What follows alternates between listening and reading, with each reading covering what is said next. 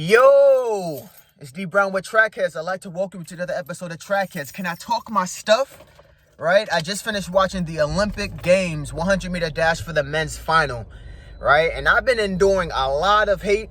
I've been enduring a lot of man, you don't know what you talking about. Now, mind you, a little bit of my background, I'm Jamaican, but I'm also American, right? I live in the United States, and I'm Jamaican. So a lot of people have been looking at me like, man, what you talking about? Keishane to the world, oblique to the world. They've been talking all this crazy stuff on my channel, all this crazy stuff on my comments, talking about I don't know what I'm talking about. You tripping, being disrespectful. And I don't take it as disrespect, you know what I'm saying? Everyone has their opinion, but I find it crazy that the exact situation that presented itself is exactly what happened, right? My prediction before this final was the American Noah Lyles was going to get first. Keishane was going to get second. I had Kenny Bednarek getting third, but I also had Fred Kerley or Lasila Tobogo as my dark horses. Now, I look at this final, and mind you, my biggest point of contention was this.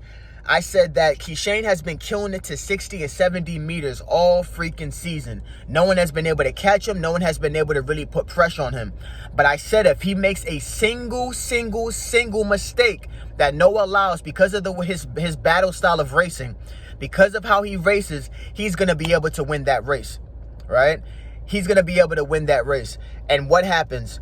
Keishane and Fred Kerley are racing each other, big 6'4", 6'5" men running against each other, being explosive. But what happens? Look at Keishane's face at 60, 70 meters. He starts to fight. I've never seen Keishane fight during a 100. He looks smooth, calm, collected. He starts to fight. And one thing I know about, if you have that much muscle in a race and you start to fight, your body tenses up. And when his body started to tense up, he started to go backwards. And I'm not saying he went backwards like crazy, because he was able to go past Fred Kerley. He won the race against Fred Kerley. But you have this guy on the other side of the track, Noah Lyles, who had a bad start, right? Jacobs had the best start of the field. I thought he damn near false started. But you look at Noah Lyles, he puts his he puts his pushing pattern into play. And one thing that was really interesting, that he passed Oblique Seville past 60. Now, Oblique Seville has been beating up on Noah Lyles all year. The two races that they ran against each other, the semifinals, and also the Jamaican Invitational earlier in May, Oblique Seville passed him through 67 meters, and he ran out of real estate. This time he passed Oblique Seville going into 70 and did not look back. And I think when he passed through Oblique Seville, and on the other side of the track you have Keishane and Fred Kerley battling and going at it, between them being tight and him being loose and just gaining momentum,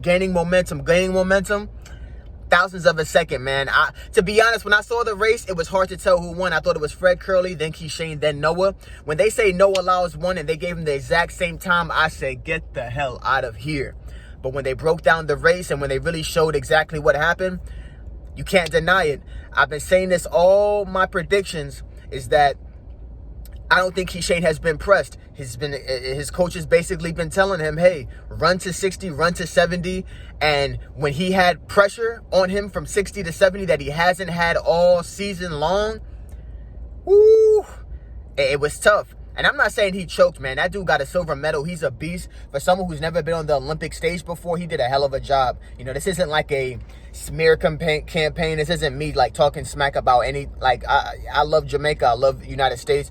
You know what I mean? Especially the competition. These are about individuals. Forget countries. These are about individuals. It's really dope seeing talent be expressed on the highest field.